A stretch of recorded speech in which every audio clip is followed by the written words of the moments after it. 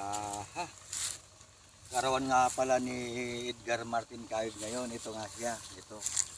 Humingi ako ng paumanhin sa mga pupunta sa bahay at nandito ako sa bukid ngayon. Nagkataon naman na magpapaharvest.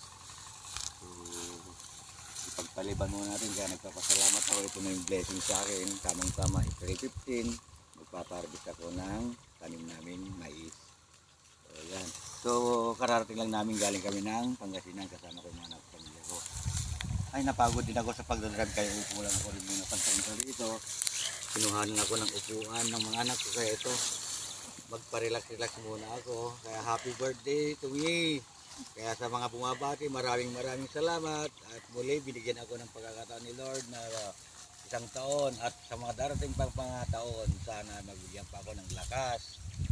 Para at least marami pa akong may tatayong bahay. Yan.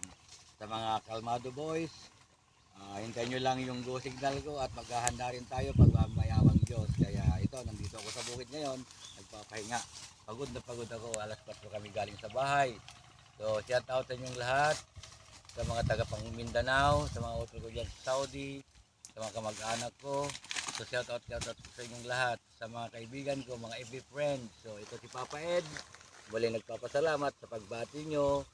So, ito, kaya si Lord, lalo pa niya akong gabayan sa mga trabaho namin, mga kasama sa trabaho. Naway magtagumpay yung mga trabaho namin. Sa mga nagbabati o sa mga nagbabas sa mga ginagawa ng inyong bahay, konting pangunawa lang po at kami po ay hindi perfectong gumagawa ng mga bahay. Kaya mga bossing, mga sir, sa mga kaisulok ng mundo, binabati nyo ako. Happy birthday! Salamat po, salamat po. Thank you Lord. Salamat.